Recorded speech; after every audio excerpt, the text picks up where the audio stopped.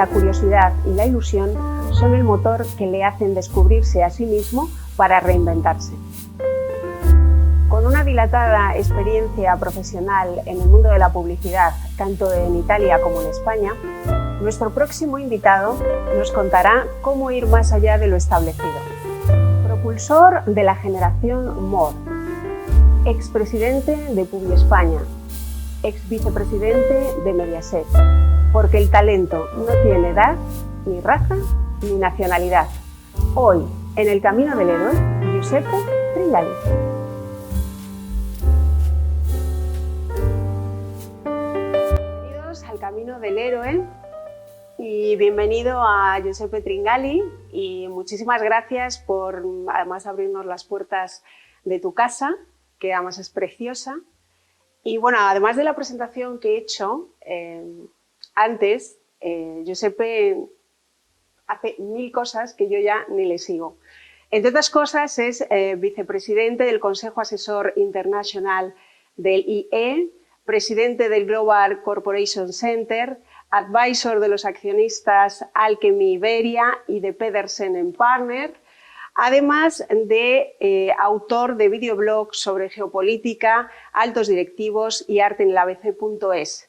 Presidente de la Fundación Curarte, patrono de la Fundación Vodafone España, artista y escritor. ¿Me he dejado algo, Giuseppe? Bueno, en tanto, muchísimas gracias por haber venido aquí en mi casa y haberme dedicado tu tiempo, ¿no? Y además, no sé, eso, el camino del héroe me pone un poco, ¿no? Bueno, todos hacemos un camino del héroe. Bueno, entonces, la verdad es que tengo que empezar a quitar un poco de cosas, porque son demasiadas, ¿no? Y, ¿Sí? ya no entran ni en la presentación. Pero como tú eres un propulsor de la generación More, pues para dar ejemplo de todas las cosas que se pueden hacer, aunque la sociedad diga, mira, ya está, estos son los límites establecidos, claro. Y bueno. Y además te puedo decir una cosa, que más haces, más puedes hacer. Y menos haces, más te apetece hacer. Te encapsulas, ¿verdad? Exactamente. Por lo tanto, la verdad que no tengo ningún problema a hacer 1000 cosas. Bueno, me apetece mucho. Pues a ver por dónde empiezo con este hombre, porque claro, tiene tantas cosas. Digo, pero bueno, vamos a empezar por el principio, ¿no? Vale, empezamos, exacto. Siempre todo empieza por el principio. Exactamente. Entonces, bueno, tú empiezas a trabajar en la RAI, ¿no? Estabas estudiando Derecho, ¿no? Estabas con tus estudios de Derecho y en la RAI, y cómo es, porque claro, la gente te ve y parece que ya eras presidente desde un principio, ¿no? Sí, o que tengo 15 años. Claro, pero... sí, porque has venido ya siendo presidente desde que naciste, ¿no? Pero eso ha llevado un recorrido, ¿no? Y entonces empiezas en la RAI, en la televisión italiana, eras estudiante de Derecho, ¿y qué pasa? Bueno, tengo que decir que yo soy muy afortunado porque he vivido toda la historia de la comunicación comercial en Italia y luego en España. Es decir, Italia ha sido el primer país en Europa en el cual se ha roto el monopolio de la televisión pública. Recuerdo que, la televisión empezaba por la tarde, estaban dos había canales, muy pocas horas, ¿no? ¿Había un solo canal? Dos canales, luego, ¿no? Antes uno, luego dos, y luego tres y tal, pero bueno, claro, era una televisión pública y por lo tanto el monopolio hacía que el contenido era lo que se decidía el Estado, ¿no? Entonces se rompe el monopolio y de ahí empieza todo lo que hoy conocemos como la televisión comercial, inicialmente local y luego nacional, con problemas, luchas también para tener una ley que permitía esta competición entre privado y público y tal. En España llegó 10 años después, en los años 90. Efectivamente, yo empecé a trabajar en la RAI, siempre en la publicidad. He tenido la suerte entonces de tener relaciones con todo el mundo empresarial, entonces tenía relaciones con todos los sectores. Esto yo creo que ha sido uno de los elementos que me ha abierto mucho la mente, me ha hecho cambiar de argumentos y de temas de reunión en reunión, porque porque salía hablando de coches para luego hablar de alimentación o de banca y lo que sea, ¿no? Vamos a ver, que tú eras la persona que más sabía de publicidad en ese momento junto con tu superior, ¿no? Con tu jefe. Exactamente, a la época sí, porque en realidad esto en el centro sur Italia, porque yo vivía en esta época en Roma, ¿no? Entonces, a un momento dado se rompe el monopolio y me llaman, me proponen de pasar de la televisión pública a la televisión privada, que era, vamos, una apuesta en aquel momento. Pero antes estuviste trabajando en el grupo Fiat. No, entre la RAI y el grupo Mediaset pasé por el grupo Fiat. Eso. Cuando el grupo Fiat, con un editor italiano que se llamaba Rusconi, lanzó un canal televisivo que luego, después de 6 meses, vendió a Berlusconi, al presidente a la época de Fininvest, que ahora es el grupo Mediaset, ¿no? Vale, bueno, a ver, un momento. Entonces, tú aquí tienes una oferta de trabajo, ¿no?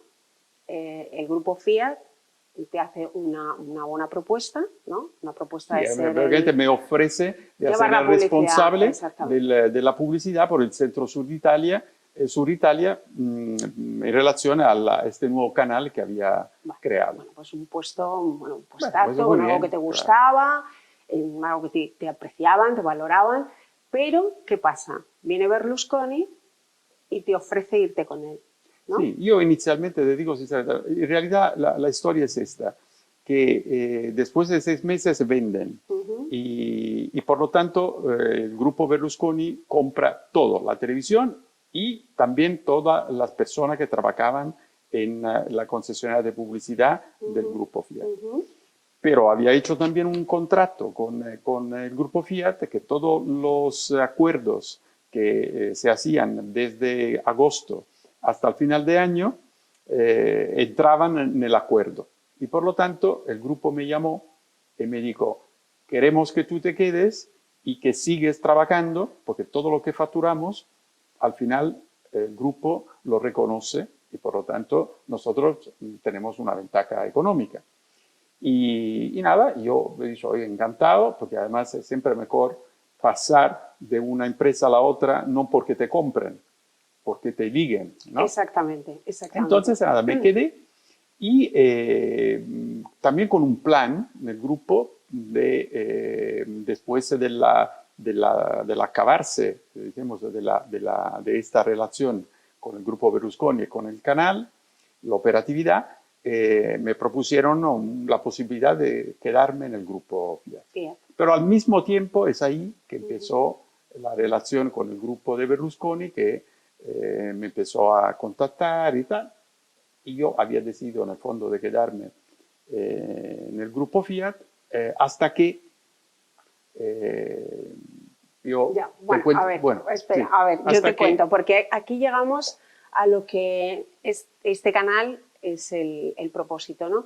Que es cuando tomas decisiones que pueden ser trascendentes en tu vida, o sea, tanto para bien o para mal. Tú al ser, evidentemente, eres un hombre de éxito, tienes una trayectoria impresionante y has tenido que tomar grandes decisiones. Entonces, yo creo que tú me hablaste una vez de que existían 3 cerebros. Sí. Uno es el cerebro, la mente, el corazón y yo digo la tripa, que tú dices la tripa, la intuición. Y ese es el que prima muchas veces y luego tienes que relacionarlo con los otros 2 cerebros.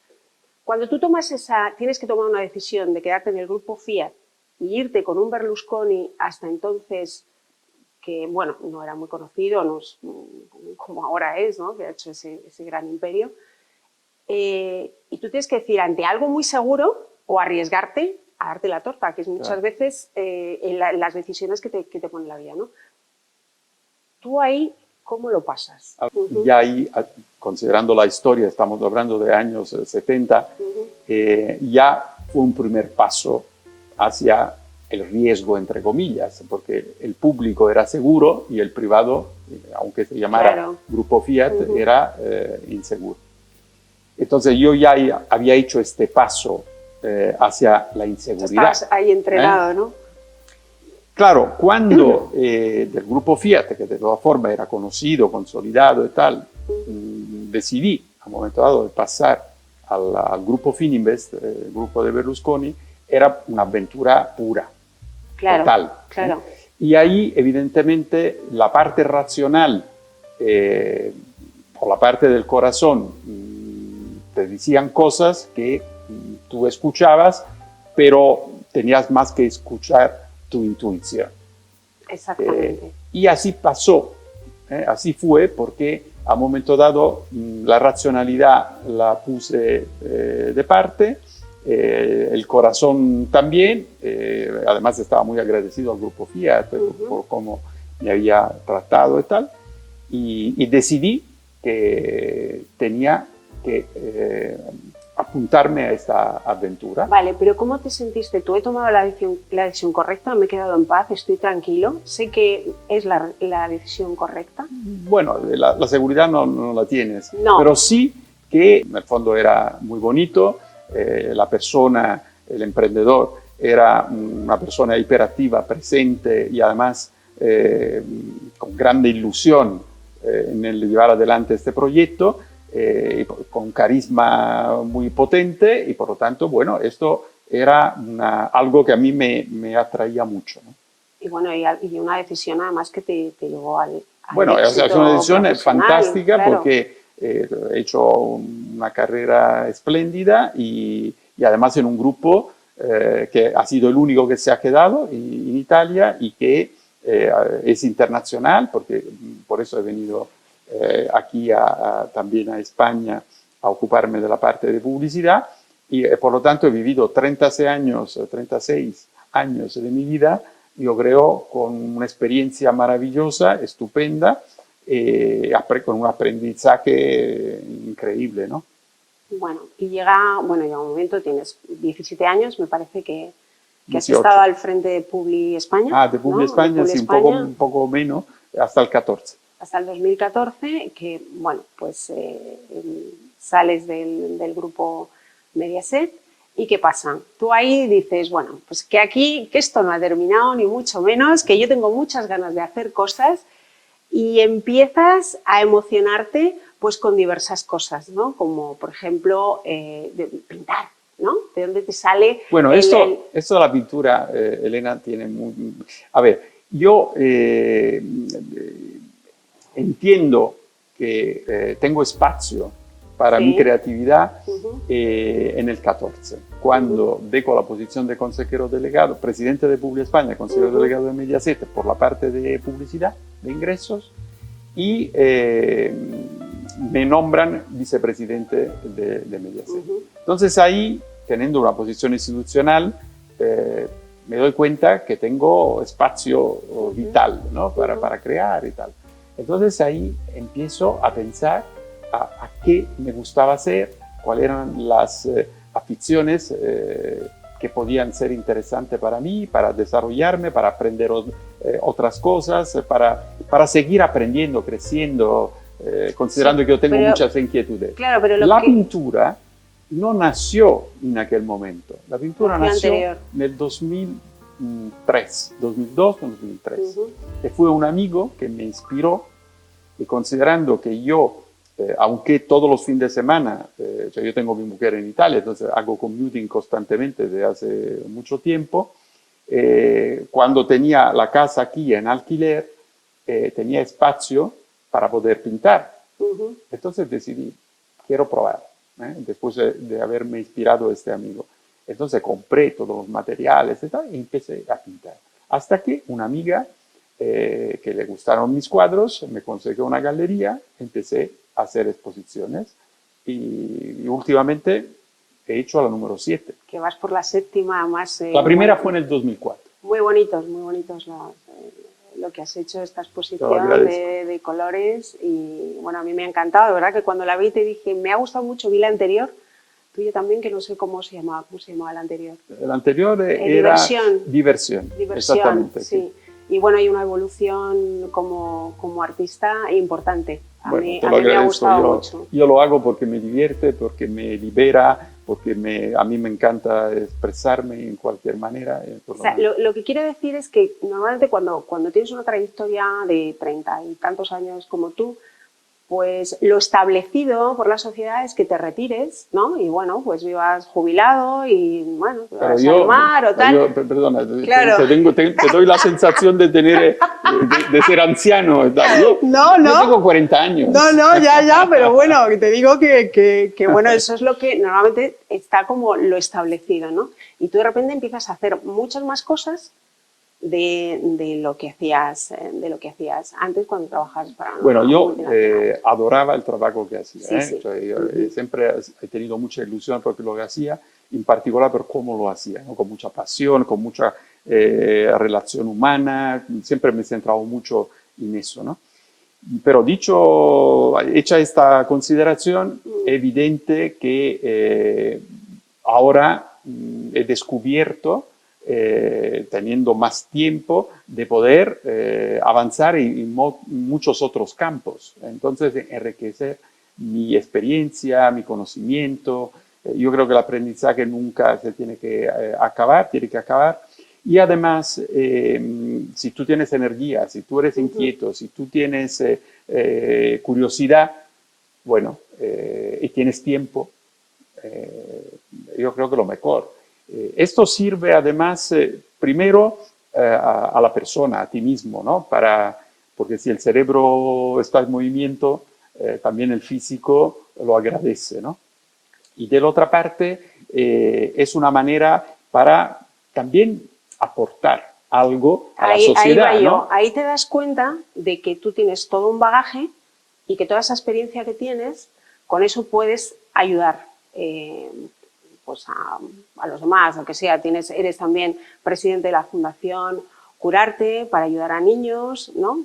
Cuéntanos cómo... Sí, mira, yo ahora en este momento tengo 3 tipos de actividades, porque en realidad yo no quise organizar ningún tipo de empresa, de nada. La empresa soy yo, una persona que intenta aportar con su experiencia lo que pueda aportar o lo que empresas con las cuales colaboro piensan que yo puedo aportar. Aquí está LIE, está Alken, Pedersen, vamos, sí, todo eso empresa, que lo que tú has dicho, que no tal. tenía fin eso, sí. Y luego está una parte que yo hago absolutamente pro bono, que es dedicar mi tiempo, una parte de mi tiempo, a lo social y también al mundo empresarial. A lo social a través de las fundaciones, actividades hiper importantes, porque es verdad que de fundaciones están muchas y yo creo que nunca son suficientes, ¿no? El ideal sería que no fuesen necesarias, ¿no? Pero bueno, un granito de arena, cada una aporta y bueno, Curarte hace algo que yo creo es muy ilusionante para nosotros, que somos parte del patronato. La misma Fundación Vodafone, yo estoy encantadísimo de participar en la Fundación de Vodafone en España. ¿Por qué? Porque también ahí se hace un gran trabajo de reducir la brecha digital en personas que tienen o son ancianos o tienen problemas de discapacidad, porque sí, la tecnología nos facilita, es una manera más inteligente también de utilizar la tecnología, ¿no? En los avances. Entonces, esto es fantástico, estupendo, ocuparse de humanización en los hospitales, de ayudar a los niños a vivir en un entorno más confortable, bullying. Bueno, decimos que todo eso me llena, me da mucha ilusión, me parece estupendo y además veo que muchas personas que participan dentro del patronato y también fuera de la fundación, que aportan y esto me da me empuja a seguir, ¿no? Claro, y además tienes mucha visión de cómo hacer las cosas y de cómo se tienen que Bueno, eso al final es pasión. Cuando yo estoy acostumbrado que si decido hacer una cosa, la hago. Y normalmente intento pensar siempre cómo, además, he aprendido en la historia de mía profesional que tú tienes que pensar a lo grande. Porque solo si piensas a lo grande consigues algo importante. Por lo menos te quedas en la mitad, ¿no? Pero si piensas en pequeño... No llegas ni a ello, ¿no? Ni al pequeño. Entonces, esto es un poco... Por lo tanto, soy una persona muy... intenta ser efectiva, ¿no? De hacer las cosas en el momento en el cual se tienen que hacer, no decir, bueno, lo hago mañana y tal.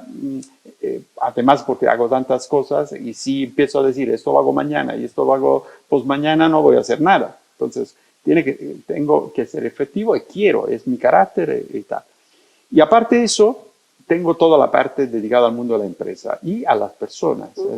Para mí es importantísimo, gracias a Dios tengo medios de comunicación que me dan espacio, lo hago, repito, pro bono, lo hago gratuitamente, dan espacio para poder hacer comunicar a otras personas, porque en realidad yo hago entrevistas, charlas un poco como esta entrevista, para que personas puedan ofrecer opiniones a la sociedad sobre temas relevantes, personas que tienen experiencia y tal, o entrevisto a ejecutivos que pueden contar y hablar de argumentos de la empresa y hablar de argumentos que a veces no se tocan o no se tocan demasiado, que son el tema del talento, el tema de la responsabilidad social, el tema de la innovación, el tema... ¿Te piden opinión esos directivos? Bueno, decimos que no en la entrevista... ¿O les aconsejas de alguna manera? Bueno, yo intento escuchar y solicitar sus reflexiones para que ellos se puedan ofrecerla debido a lo demás, ¿no? Esto de utilizar mi experiencia y dar algún consejo, esto es algo un poco más privado, ¿no? Entonces, bueno, a veces ocurre. Yo también pido a veces algún consejo. ¿Has tenido miedo alguna vez? Miedo por decir, madre mía, ¿cómo salgo de esta? No, miedo no, pero he tenido experiencias que me han hecho entender, he vivido momentos que me han hecho entender cómo en situaciones complejas se tiene que salir del momento difícil, ¿no? Porque un riesgo cuando tenemos un problema o estamos para afrontar algo que nos parece difícil de superar, estamos tan concentrados en el problema, tan dentro de la película, que no vemos, la solución, ¿no? Necesitamos alejarnos un poco, estar un poco más altos, ¿no? En una posición más alta y ver la película desde fuera como un espectador. Y ahí sí que ya se empieza a entender mejor el entorno en el cual todo esto se ha concretizado, se ha averiguado, ¿no? Ha ocurrido, y ver ya no solo tu papel, el papel de los demás, la situación y tal, y desde ahí centrarse en la solución. Entonces, quizás es un momento en el cual estás bastante focalizado y centrado en encontrar la solución y por lo tanto todo lo demás lo haces, pero con, decimos... ¿Y cómo te separas del problema? Porque es que muy fácil, no, sepárate del problema. ¿Cómo te separas? Porque si tú te centras en la solución de cómo salir del problema, ya no piensas al problema en sí mismo. Lo que estás buscando es la puerta. Vale, lo primero entonces es que aceptar, tengo un problema, ¿no? Bueno, sí, tengo un problema. lo tengo que solucionar. ¿Cuál es la solución? Exacto. El problema está ahí, ¿qué puedo hacer? Exactamente, ¿no? Exactamente. ¿Por qué? Porque si tú solo piensas en el problema que tienes, te agobias, en el fondo entras en una espiral negativa, ¿no? Si tú al revés dices, bueno, ok, esta es la situación, ¿qué puedo hacer? Porque siempre podemos hacer algo. Pero yo soy de la opinión que no todo depende de nosotros, pero siempre nosotros tenemos algo que hacer, algo que decir, para hacer que las cosas sean un poco distintas de lo que inicialmente siempre aparece, ¿no? Que tú hablas de miedo, pero en realidad se puede decir de incertidumbre, vamos, un poco de agobio y tal, ¿no? Esto es normal. Pero uno tiene que saber que tiene posibilidad. Que tiene potencial. Que tiene potencia. Escribiste un libro que se llama 15 casos de éxito probado, donde cuentas, bueno, casos de empresas que han logrado el éxito. Y no solo grandes, también pequeñas, ¿no? ¿Qué les dirías, por ejemplo, a emprendedores que no logran sus metas? Bueno, yo digo que las metas, tanto el libro, perdona, te hago un pequeño... Este libro nace en el periodo más profundo, de la crisis más profunda de España, donde la negatividad había tocado prácticamente a todos. Y entonces ahí quiero llevar un poco de aire fresco, intentando demostrar con hechos, porque el libro en realidad es una transcripción de entrevistas que yo hago a empresarios que en el periodo de la crisis habían tomado iniciativas para salir de este momento difícil actuando. Entonces, esta es un poco la contestación. Quiero decir, que tienes que actuar. Las cosas por sí solas no se solucionan. Compraros el libro, los emprendedores que no les salen las cosas o que queréis aprender. No, o se tiene que actuar y claro, se tiene que creer en lo que se está haciendo, tener una cosa que a mí me parece clave es tener una visión. Normalmente el emprendedor la tiene, porque el emprendedor es lo que ha creado la empresa. Lo que pasa es que tiene que estar constantemente al día, porque ahora el mundo va mucho más rápido, entonces la evolución es increíble y claro, todo lo que has creado ayer probablemente lo tienes que transformar o lo tienes que adecuar constantemente. Y no es lo mismo como en el pasado. Vivimos en una cultura en que el fracaso parece ser que es prácticamente que es un mal de ojo, ¿no? ¿Tú crees que el fracaso es una oportunidad? Yo creo que sí, en el sentido que cualquier experiencia negativa es una experiencia positiva, porque se presume que no vas a repetir el error. Que has hecho un error, bueno, y has aprendido, y por lo tanto, el error, si es un aprendizaje, es algo positivo. Si tú lo repites, bueno, entonces ahí tienes un problema, ¿no?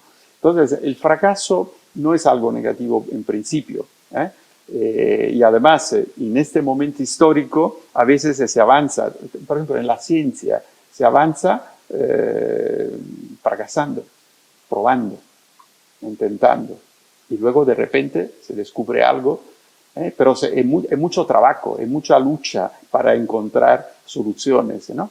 Ahora, en el mundo empresarial, lo ideal es fracasar lo menos posible, intentar de equivocarse lo menos posible, pero bueno, puede pasar que uno se equivoque. Lo importante es no pensar que tú tienes la verdad. Yo personalmente pienso que un líder, un manager de una empresa, lo que tiene que elegir, tomar decisiones, elegir la mejor idea, aunque no sea la tuya. Porque por presunción, por presumidos, a veces se toman decisiones sin escuchar a otras opiniones. El trabajo en equipo. Eso es.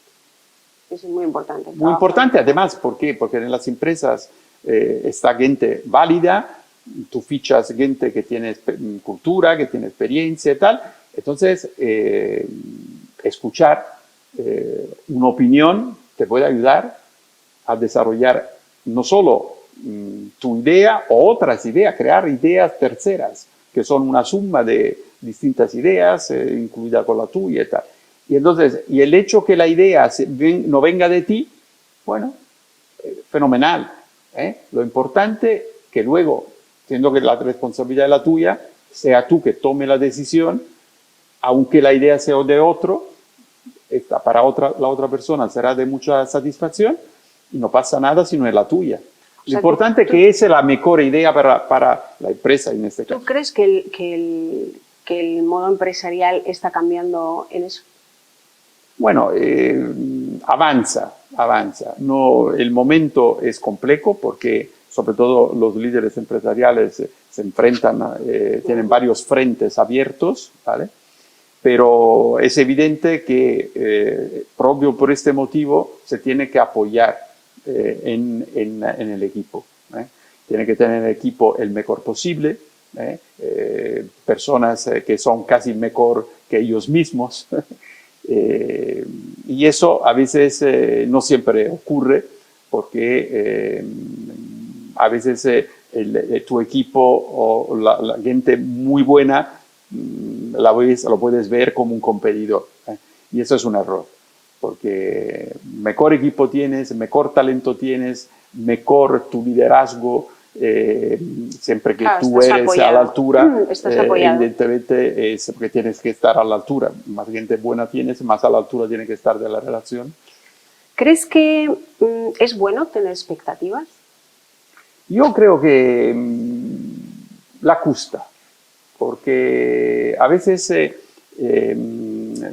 si vivimos demasiado de expectativas, el riesgo es que luego nos sorprendemos, no se cumplan, por eso nos crea un problema psicológico, ¿no? ¿Quieres que el partido debe hacer todo lo que puedas, lo mejor posible? Y bueno, que el resultado... No, lo que tiene que tener objetivos claros y intentar de perseguirlo. Y si son difíciles, bueno, no importa, sigues ahí e intentas de perseguirlo. Lo importante es darle la importancia adecuada, ¿no? No pensar que todo es fácil, ni pensar que todo es imposible. Uno tiene que ser capaz de hacer fácil lo difícil y difícil lo fácil. Eso es muy bueno. Y bueno, ya por último, te pediría que dieras pues algún consejo a esas personas que están pasando un momento delicado en su vida, sin salida, como hemos dicho, agobiados, empresarios que, bueno, pues que han tenido pérdidas y que no saben cómo salir o cómo enfrentarlas. ¿Qué consejos le darías? Bueno, a ver, depende de situación en situación, ¿no? Humanamente, yo pienso que los momentos difíciles más o menos lo hemos vivido todos, ¿no? Lo importante es no hacerse arrastrar por los momentos complicados y reaccionar. Lo ideal sería adelantarse a los problemas, no solucionar y reaccionar a un problema, sería adelantarse. Y para adelantarse... Y cuando no te has adelantado y lo tienes ahí... Ahí tienes que afrontarlo, lo que decía antes, y por lo tanto saber que como cuando tú hablas de un emprendedor que haya tenido un problema, que tiene pérdida, bueno, un emprendedor puede tener un momento donde tiene pérdidas, pero ha tenido momentos también en el cual ha sabido crear una empresa, ha sabido dar trabajo a personas y tal. Entonces, ¿cómo lo ha sabido hacer? Puedes volver a hacerlo. Que se debe enfocar en lo bueno. En lo bueno, en la experiencia, también en negativa, y como lo ha hecho bien una vez, puede hacerlo bien también la segunda vez. Es decir, que las posibilidades humanas son infinitas siempre que queremos hacerlo.